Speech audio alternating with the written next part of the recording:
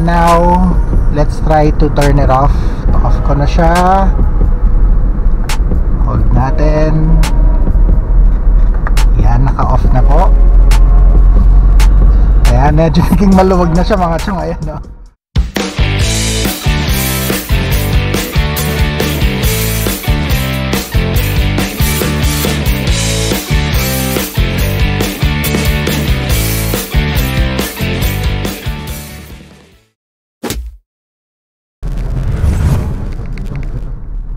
Alright, so another good day and good vibes mga chong, no? Kamusta naman ang buhay-buhay natin dyan? For today's vlog about Suzuki Espresso AGS, we will talk about traction control, yung sinasabi nilang ESP. So, ano nga ba yung ESP?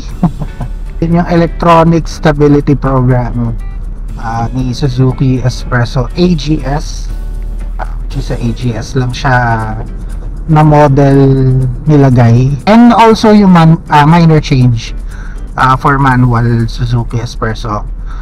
So ano bang nagagawa netong traction control or ESP?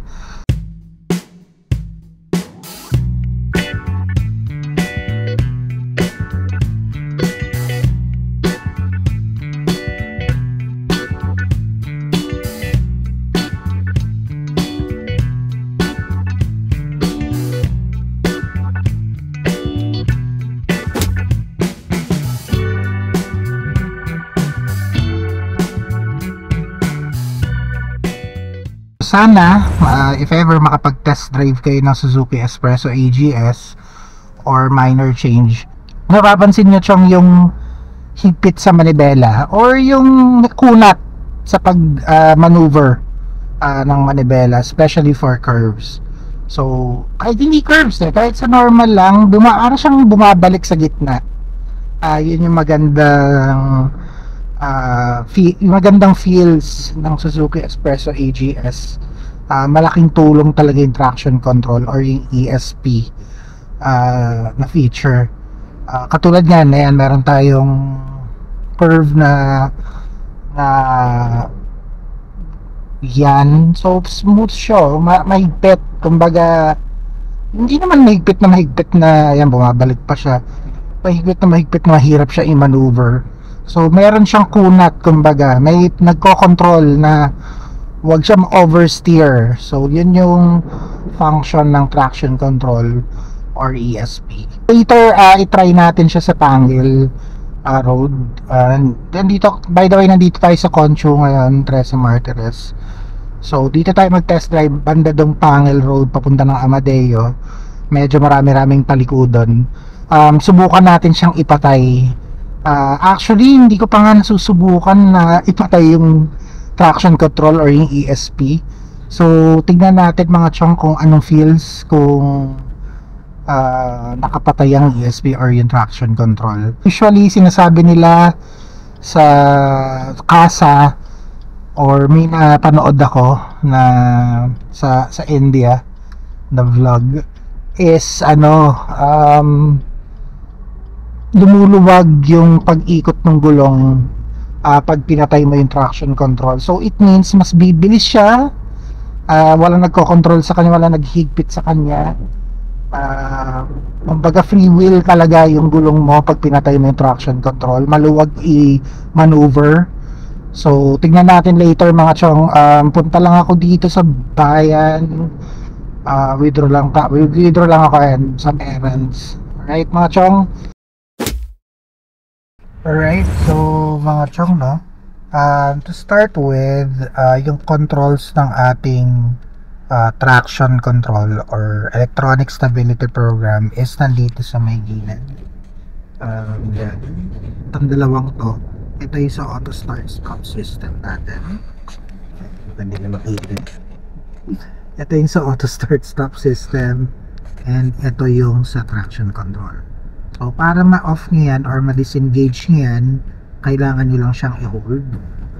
So hold natin siya. Ayan. So Makikita nyo mga chong, naka-off na yung traction control natin. So ganun yung pag disengage niya. Ganun yung pag patay sa kanya. I-hold nyo lang siya. And kung gusto nyo na uli siyang i-patay o i-on, isang ganyan lang, isang pindot lang. So ganun lang siya kasimple. Dito na tayo sa Pangal Road. So dire-diretsuhin natin to para maraming mga curves din dito.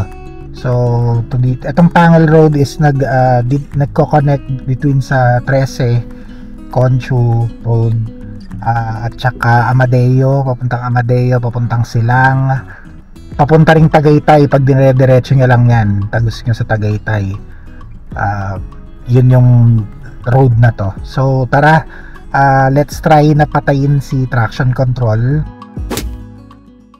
Alright, so ito, dire-diretso lang natin tong Pangal Road mga chong.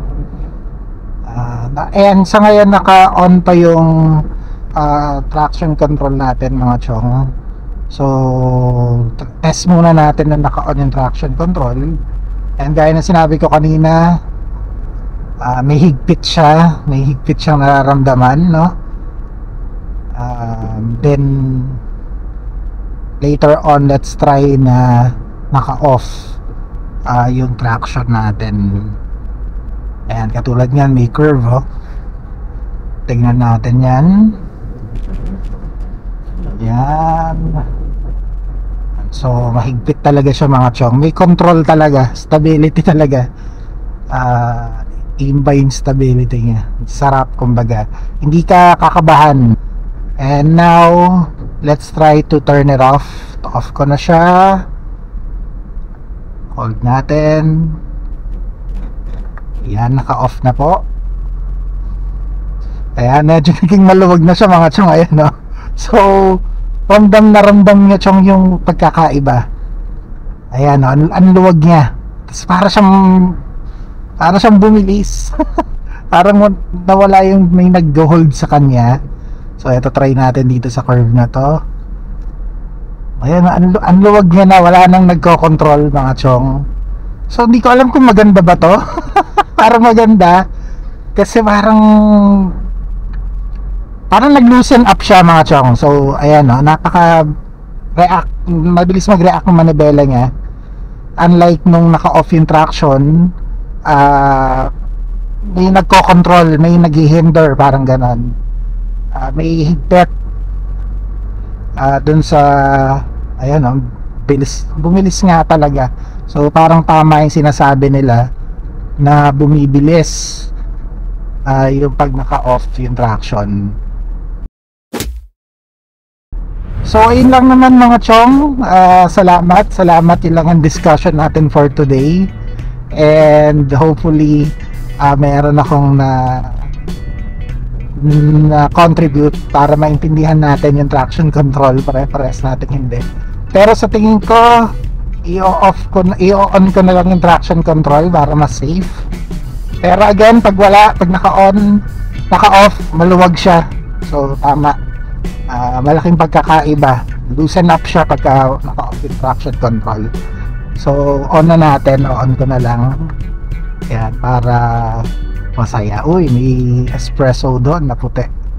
Alright mga chong, please do like, comment, share, and subscribe. Please hit that subscribe button mga chong, so para makatulong sa channel natin. And watch out for more videos dito sa ating channel about Suzuki Espresso AGS. Marami pang mga susunod na video. Yan mga chong, keep that good times and good vibes rolling. Peace out!